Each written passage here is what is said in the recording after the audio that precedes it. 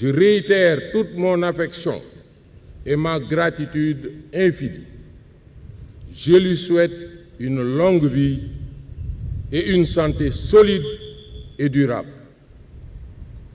Je saisis également cette occasion pour témoigner ma reconnaissance à ma famille pour son soutien et sa solidarité indéfectible, mais également pour son amour et ses encouragements sans limite. Je réserve une mention spéciale à ma très chère et fidèle épouse, Kiné Fall, une femme vertueuse, une mère totalement dévouée à son époux et à ses enfants, mais également ma meilleure amie depuis toujours. Madame Fall, merci.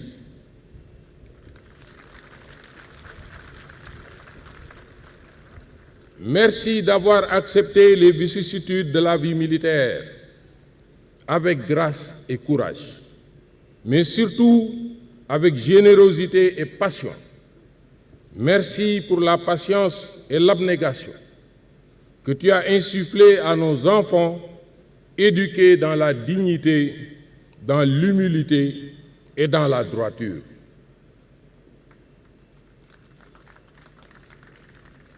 Monsieur le ministre des Forces armées, Mesdames, Messieurs les officiers gradés, gendarmes et gendarmes auxiliaires, honorables invités, appelé par Monsieur le Président de la République, chef suprême des armées, à l'honneur de présider aux destinées de la gendarmerie nationale, je m'incline solennellement devant le drapeau national. Dans le recueillement qui précède l'action, c'est toujours vers nos couleurs que nos regards convergent, car aucun symbole ne peut mieux incarner à lui tout seul ce que nous sommes, ni mieux résumer ce en quoi nous croyons. En me nommant à la tête de la gendarmerie nationale, l'honneur ne pouvait être plus grand pour moi que cette marque de confiance que son Excellence, Monsieur le Président de la République, vient de témoigner à mon égard. J'en mesure toute la portée républicaine. La tâche est immense, mais je suis prêt à relever le défi avec beaucoup de fierté, d'humilité et de détermination. J'exprime ma reconnaissance et ma loyauté indéfectible au chef de l'État, chef suprême des armées, conformément aux exigences de ma charge. Je prends l'engagement solennel de rester fidèle aux institutions et idéaux de la République, de défendre les intérêts du Sénégal et de la gendarmerie nationale avec honneur et loyauté. Au moment où je prends mes fonctions, mes premières pensées vont aux gendarmes tombés au champ d'honneur dans l'accomplissement de leur mission. Je m'incline devant leur mémoire et j'assure leur famille de ma profonde compassion et de ma sollicitude de tous les instants. Je salue nos frères d'armes blessés dans la combativité et l'héroïsme qui forcent notre admiration. Je leur souhaite un prompt rétablissement, ainsi qu'aux malades, tout en leur garantissant mon soutien. Mes encouragements s'adressent à tous les militaires de l'institution, actuellement engagés dans des opérations intérieures, mais aussi à l'extérieur. Ils font ce qu'ils ont été formés rigoureusement et préparés, s'engager pour le Sénégal, pour assurer la protection et défendre la liberté des populations au besoin au prix de leur vie. Je tiens à rendre un hommage appuyé à mes illustres prédécesseurs qui, un jour, ont eu à exercer l'exaltante charge de haut commandant de la gendarmerie. Si la gendarmerie est devenue aujourd'hui une institution respectée de tous, nous le devons à votre engagement, votre lucidité et votre vision pertinente. Merci, chers anciens. Je remercie tous mes compagnons de route, anciens comme jeunes, ainsi que mes parents et amis. Messieurs les officiers généraux, Mesdames, Messieurs les officiers, gradés, gendarmes et gendarmes auxiliaires, sans ordre républicain, il n'y a ni sécurité ni liberté. Cet ordre, ce sont les forces de défense et de sécurité qui l'assurent. La gendarmerie fait partie intégrante des forces de défense et de sécurité chargées de veiller sur les institutions républicaines et la stabilité de l'État. Ainsi, depuis plus d'1 an, elle contribue activement à la mise en œuvre des plans de résilience mis en place par le gouvernement pour contenir la crise sanitaire de la Covid-19. Sous l'uniforme bleu de la loi, la vie du gendarme au quotidien n'est rien d'autre qu'engagement, loyauté républicaine et courage au service de la nation. Le métier de gendarme est un service au bénéfice de l'intérêt général et un sacerdoce permanent. C'est un devoir que nous accomplissons dans le respect des lois et règlements en vigueur, animés d'une haute conscience citoyenne et d'un dévouement permanent à l'idéal républicain. Face à un contexte stratégique caractérisé par l'imprévisibilité et le recours systématique à une violence aveugle qui nourrissent l'inquiétude et la peur chez nos concitoyens, mon ambition est de bâtir une gendarmerie professionnelle ancrée dans les valeurs au cœur des institutions républicaines avec un personnel fier et motivé, dont les capacités morales sont à la hauteur des défis qui les attendent.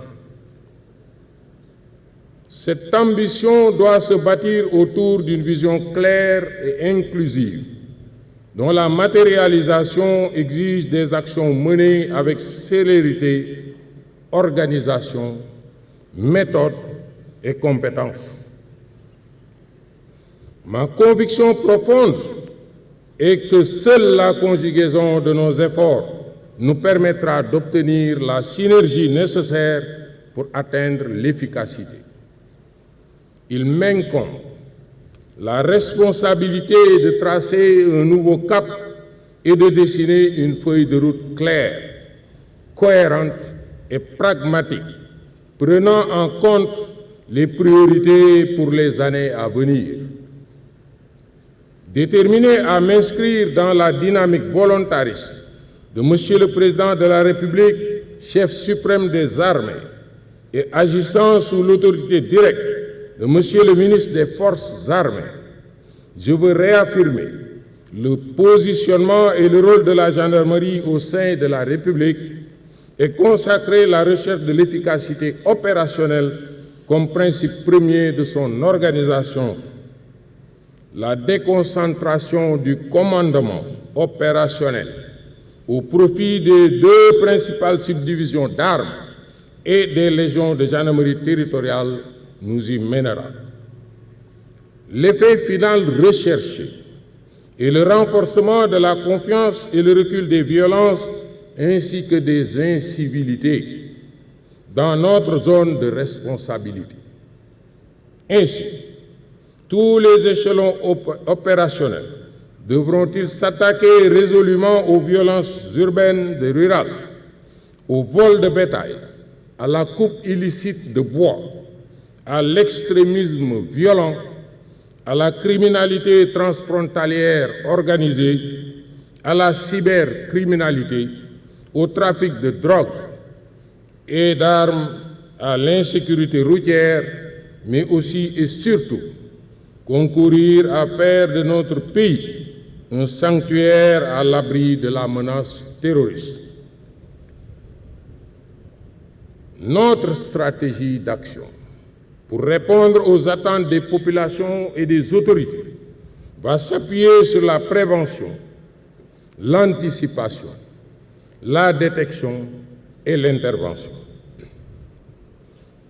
À cet effet, la qualité du commandement est appelée à jouer un rôle fondamental.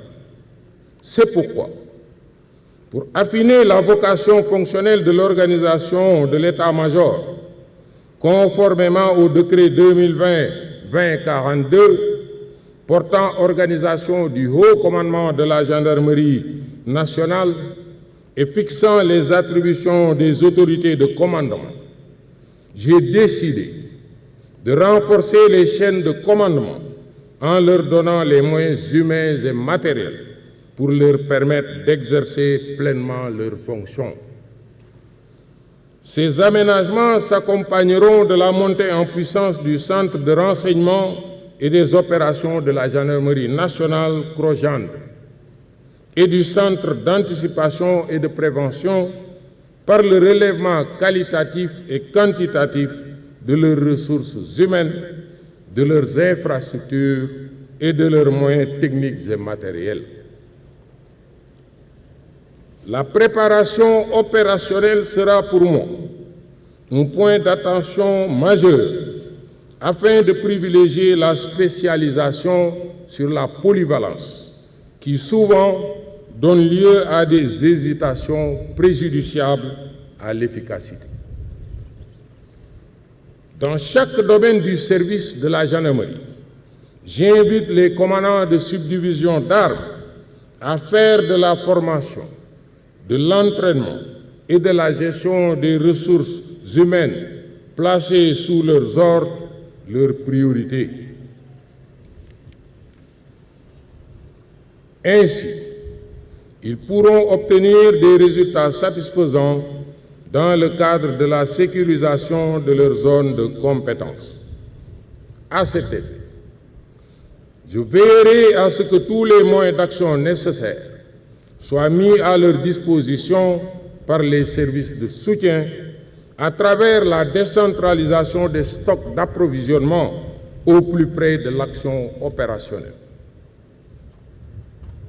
La réalisation de l'objectif stratégique de porter les effectifs de la gendarmerie nationale à 20 000 militaires à l'horizon 2025 devrait permettre de renforcer substantiellement les ressources humaines affectées aux deux grandes subdivisions d'armes.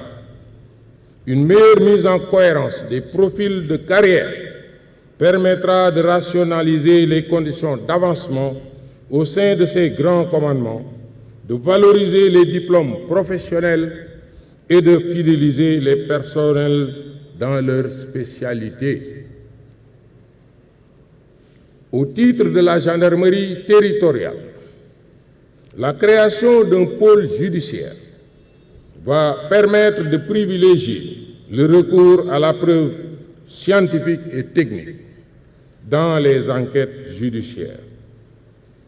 Le Centre national de formation en police judiciaire constitue également un pôle d'expertise dans le domaine de la criminalistique et de l'intelligence judiciaire. Il a pour vocation d'assurer une formation de qualité aux officiers de police judiciaire destinés à armer les unités d'enquête de la gendarmerie, en organisant chaque année des stages de qualification à l'emploi d'officiers de police judiciaire.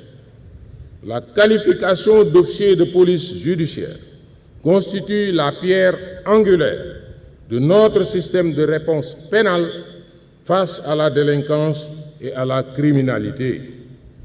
C'est pourquoi l'intention sera de donner toute sa valeur à cette qualification éminemment technique, à la base du service de la gendarmerie nationale. Les besoins en officiers de police judiciaire qui sont qualifiés seront d'autant plus importants que je compte mettre en service dans le court terme les sections de recherche de Thiès, Tambacounda, Ziguinchor et Kaolack. Une brigade de recherche départementale sera créée au sein de chaque compagnie de gendarmerie territoriale. L'objectif est de doter ces unités de personnel exclusivement composé d'officiers de police judiciaire et de techniciens en identification criminelle. La gendarmerie territoriale sera chargée d'élaborer un important programme de capacitation pour doter les brigades de recherche d'aptitudes sûres dans le domaine des techniques d'investigation criminelle et des technologies numériques en liaison avec nos partenaires. Face aux nouveaux enjeux sécuritaires, caractérisés par des ruptures stratégiques qui contractent l'espace et le temps, avec des menaces protéiformes à action subite, coordonnée et violente, le renforcement de nos capacités d'intervention devient un impératif vital. Aussi, la Légion de gendarmerie d'intervention, réserve présidentielle, sera-t-elle portée à 3 groupements, dont 2 groupements portés de gendarmerie mobile et un groupement blindé de gendarmerie mobile. En plus, les 2 escadrons blindés prévus à Dakar, les régions de Ziguinchor, Tambacounda et Saint-Louis seront également dotés. Pour le compte du groupe d'intervention de la gendarmerie nationale GIGN, les effectifs, les équipements et les moyens de mobilité seront largement remis à niveau pour répondre aux exigences de leurs interventions à haut risque. En outre, une meilleure prise en compte des espaces lacunaires et une surveillance optimisée des frontières et des zones de transit. Le nombre d'escadrons de surveillance et d'intervention sera considérablement revu à la hausse. Il sera adapté à la prise en compte du bassin de la délinquance et de la criminalité. Cette approche participe non seulement à la concrétisation de la stratégie de départementalisation de la sécurité, mais contribue également à réduire nos vulnérabilités en disposant sur l'étendue du territoire national de réservoirs de forces capables de se projeter sans délai. Enfin, l'efficacité prouvée par le groupe d'action rapide de surveillance et d'intervention GARCI me conforte dans l'ambition de démultiplier le modèle dans les régions frontalières en liaison avec nos partenaires stratégiques de l'Union européenne. Poursuivre les efforts de promotion de la transversalité du service de la gendarmerie, une action particulière sera réservée au renforcement des capacités des personnels des formations spécialisées, notamment ceux de la Légion de gendarmerie maritime et fluviale et de la Légion de gendarmerie de l'air et des transports aériens.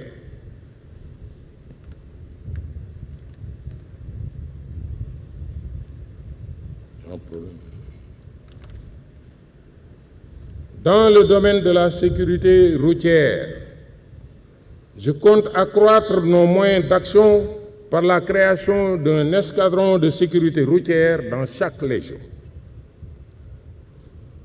et le déploiement d'un peloton au profit de chaque compagnie de gendarmerie territoriale pour améliorer la surveillance du réseau routier national.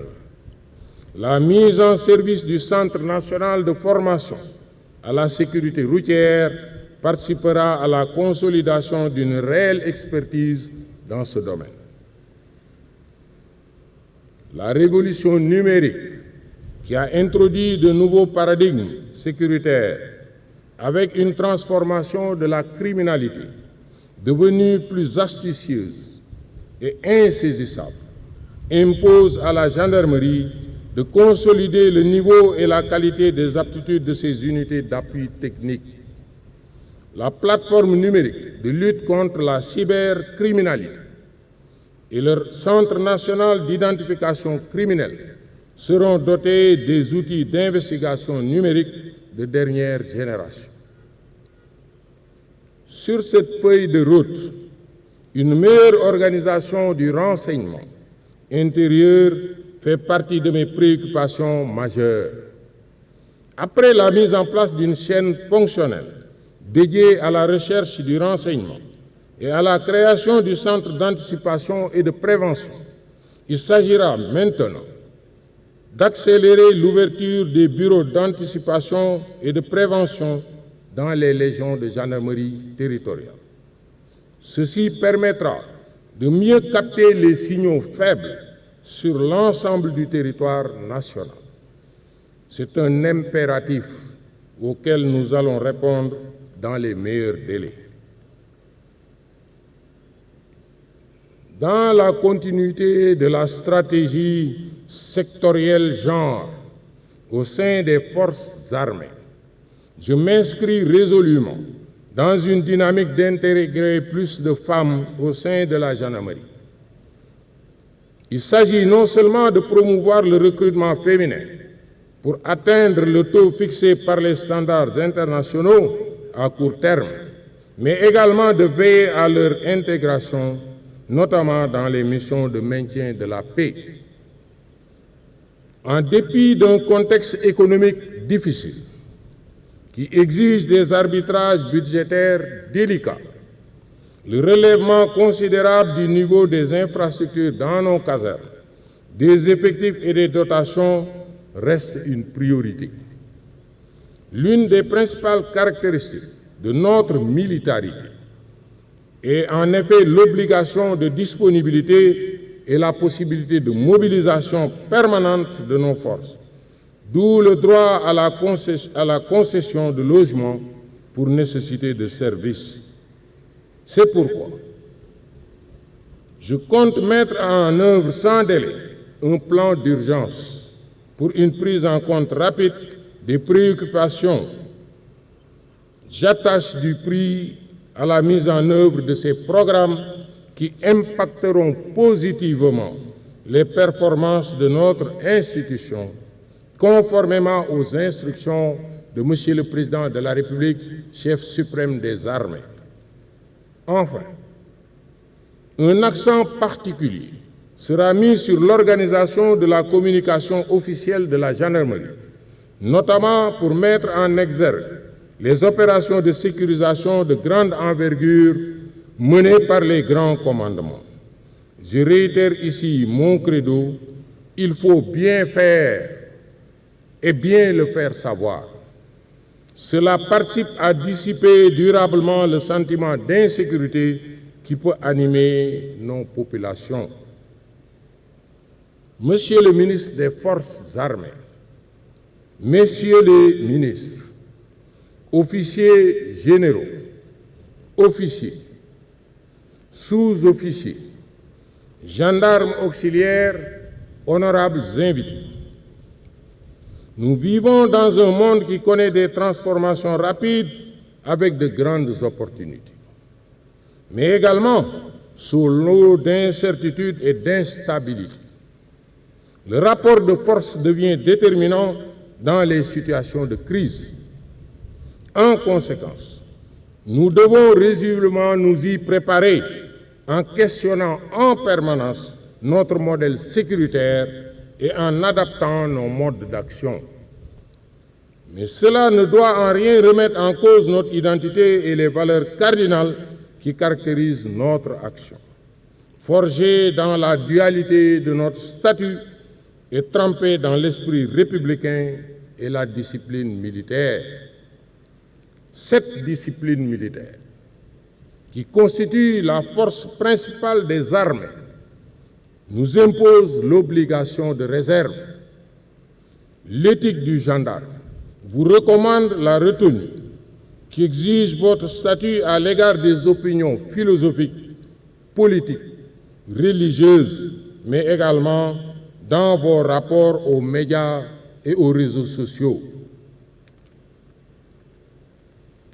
Officiers, gradés, gendarmes et gendarmes auxiliaires. L'attente des populations en matière de sécurité est grande et légitime. La violence change de nature et d'échelle au sein de la société. Aujourd'hui, les cinétiques de crise sont beaucoup plus rapides. Dès lors, la préparation technique, psychologique et morale du gendarme n'a jamais été aussi cruciale. Nous devons insister sur la formation de nos femmes et hommes dans les écoles et les centres dédiés pour apporter la réponse adéquate en toutes circonstances. J'exige de chacun de vous et de nous une attitude irréprochable pendant et en dehors de l'exécution du service. Je commande à chaque gendarme d'observer un strict respect des droits de l'homme et de la dignité humaine, en basant son action sur la confiance et l'écoute, qualités essentielles dans le service de la gendarmerie. Ce lien de confiance se bâtit en priorité sur le terrain par une présence visible et un contact aussi fréquent que diversifié et que possible avec les populations. La légitimité que procure cette relation constitue un gage d'efficacité dans l'exécution du service. Être gendarme, c'est savoir que l'on n'a pas la charge de l'autorité pour être au-dessus de la loi, mais pour la servir et la faire appliquer. C'est être conscient que l'uniforme ne nous donne pas un avantage, c'est ni une supériorité ou une impunité, mais au contraire, qu'il nous oblige. Je ne ménagerai aucun effort pour faire respecter les principes déontologiques inspirés dans les meilleures pratiques policières en vigueur et par les standards internationaux. Par ailleurs, dans nos actions au quotidien, nous devons porter en bandoulière l'éthique militaire qui exige la défense de l'intérêt général, le sens élevé du service public et de l'État, l'honnêteté et le désintéressement. De ce point de vue, je tiens à affirmer ici et maintenant que j'attacherai une fermeté sans faille au comportement déviant sous toutes ses formes. Dans le même temps, je m'engage à fournir à tous les gendarmes la protection juridique qu'ils sont en droit d'attendre de l'institution lorsqu'ils sont confrontés à l'appareil judiciaire dans l'exercice de leurs missions souvent périlleuses. J'engage tous les échelons de commandement à s'inscrire résolument dans cette dynamique en étant proactifs, bienveillants, mais justes. L'amélioration de la condition du gendarme est érigée en priorité stratégique dans mon plan d'urgence. J'instruis les administratifs, les services administratifs de soutien, ainsi que les organismes d'intérêt privé, à finaliser au plus tôt la réflexion initiée pour un meilleur accompagnement du gendarme dans ses besoins sociaux. Monsieur le ministre des Forces armées, Messieurs les ministres, officiers généraux, officiers, sous-officiers et gendarmes auxiliaires, honorables invités,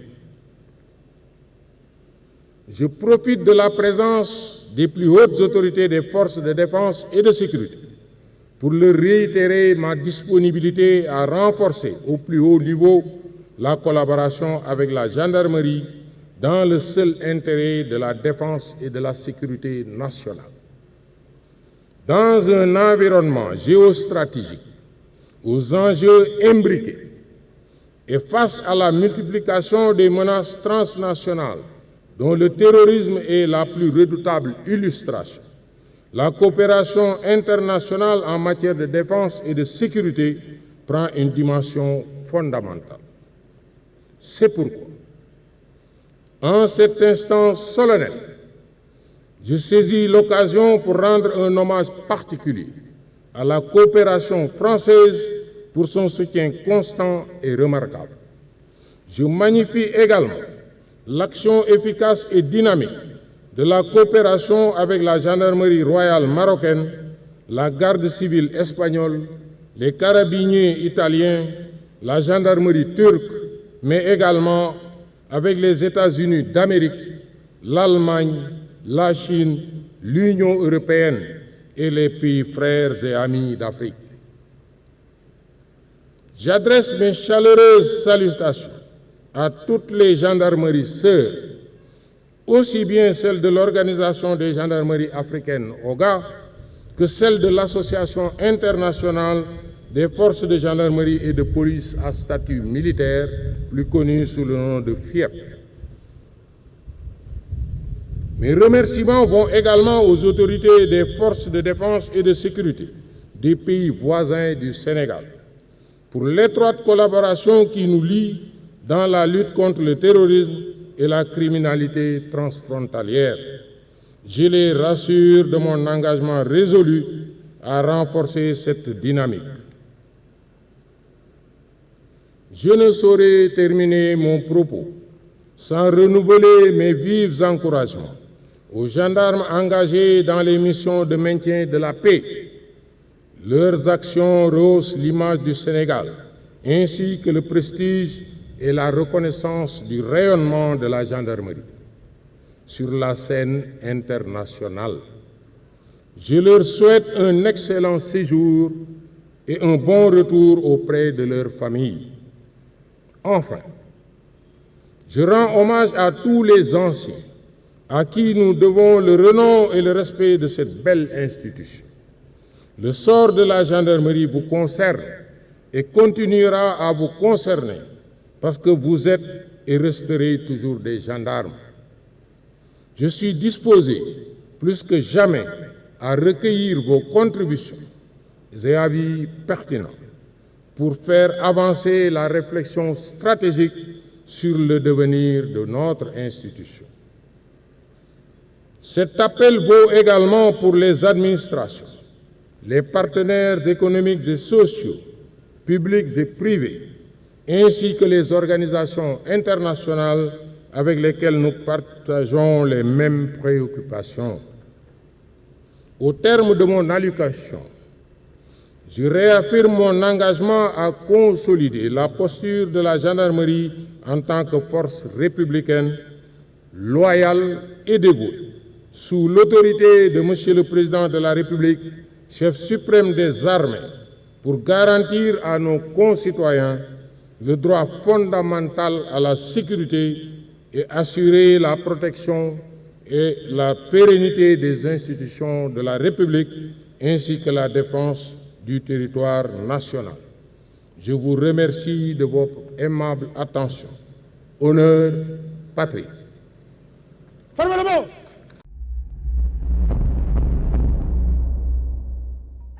cheetetetet mais yow sawaay yow fu ñu la fekk yaa ngi ci kanamu ordinateur bi wala sa kanamu tablette ba sa téléphone portable lu xew mais damay lire ay information waaw xoolal boo bëgg am ay information yu leer nañ et en temps réel duggal ci www.senegal7.com ay information yu wóor man de maa ngi application Sénégal 7 lépp lu xew dama koy jot ci sama téléphone ci tàng bi te nag application Sénégal 7 am ko yomb na da ngay dugg ci Play Store wala Apple Store nga télécharger ko rek xam li xew ci réew mi ak la xew ci bitim réew te nag dara du la ci umpu. Vous voulez des informations en temps réel? Cliquez sur www.senegal7.com. Sénégal 7, le roi de l'information en temps réel.